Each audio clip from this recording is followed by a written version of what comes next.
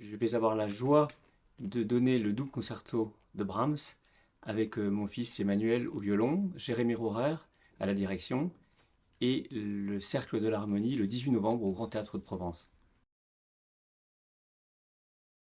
C'est une œuvre un peu fétiche pour moi parce que je l'ai découverte enfant et donc c'est une joie particulière de la jouer avec Emmanuel parce que nous l'avons travaillé, partagé depuis de longues années, depuis presque son enfance. Donc ça nous relie d'une certaine manière à nos enfances respectives. C'est une œuvre particulière parce que tout simplement un double concerto c'est en soi une chose particulière. Les concertos la plupart du temps sont pour un instrument avec orchestre.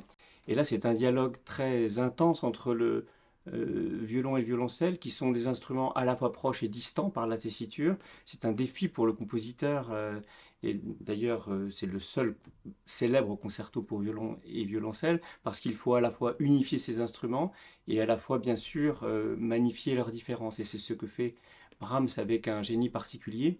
Et puis, à la fois, bien sûr, œuvre concertante, dramatique, brillante, joyeuse, enfin qui est extrêmement euh, contrastée, mais également grande œuvre symphonique. C'est peut-être ça aussi qui est extraordinaire dans cette œuvre, c'est qu'elle a un souffle d'une puissance extraordinaire, un peu comme une grande symphonie avec un violon et un violoncelle obligés.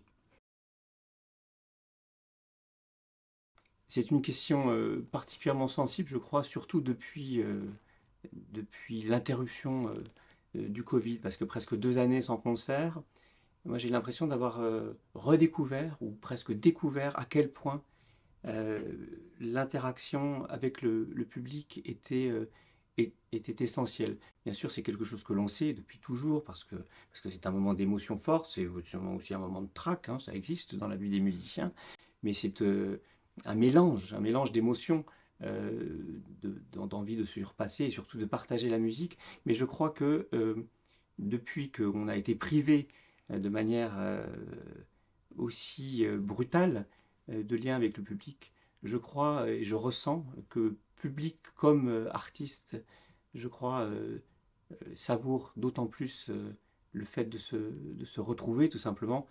Et se retrouver, c'est se retrouver autour de la musique, c'est bien sûr des artistes et un public, mais c'est le médium musique qui fait que cette rencontre et ce moment de partage fait sens. Alors, je crois que la plupart des musiciens, on a un peu du mal à oublier qu'on est musicien quand on écoute de la musique. Et c'est justement ça le moment le plus agréable, c'est quand on l'oublie. C'est-à-dire quand on est emporté par des artistes que l'on aime et que on est au-delà de la critique. C'est-à-dire qu'on a le sentiment que ce qui se passe sur scène est de l'ordre de l'inévitable, qu'on ne se dit pas, tiens, j'aimerais bien que ça se passe autrement, moi je l'aurais fait comme si. Euh, ce que l'on recherche, je crois vraiment, c'est cette échappée belle, c'est ce moment où le sens critique n'est pas la première approche de ce qui est en train de se passer. Alors bien sûr, quand ce sont des domaines du spectacle plus éloignés de la musique, c'est peut-être plus facile pour moi. J'aime beaucoup l'opéra pour cette raison, parce que l'opéra c'est de la musique bien sûr, mais comme il y a la réalité du théâtre, la réalité de la scène, il y a une part de moi qui oublie un peu plus facilement qu'il est musicien et c'est fort agréable, évidemment, à plus forte raison quand il s'agit de théâtre ou de danse.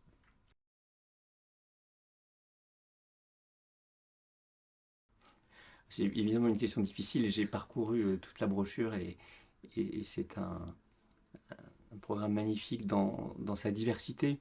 Et rare d'ailleurs d'avoir un théâtre qui propose de manière aussi équilibrée de la danse, de la musique, du théâtre. Ça donne envie vraiment, justement à cause de l'art de la composition de ce programme, d'aller voir, entendre beaucoup de choses. Alors je vais peut-être laisser de côté la musique parce que la musique, il y a beaucoup de mes collègues et néanmoins amis, comme on dit la formule consacrée, qui s'y produisent. Donc je recommande par définition d'aller tous les écouter. Mais il y a un spectacle qui a retenu mon attention particulièrement, c'est une journée particulière, parce que c'est un film que j'ai beaucoup aimé, que j'ai vu assez jeune. Euh, et j'ai vu que c'était une reprise du film, de la pièce d'Ettore Scola. Et ça me rendrait très curieux de voir ça au théâtre. C'est un thème magnifique que cette irruption de l'intime, de la rencontre amoureuse, dans un contexte politique et terrifiant, hein, qui broie les individus justement, qui broie les trajectoires personnelles. Et donc je trouve ce film, et j'imagine la pièce également, puisque c'est le même argument, particulièrement émouvant et certainement peut nous raconter des choses de façon assez universelle dans les temps parfois agités que nous traversons.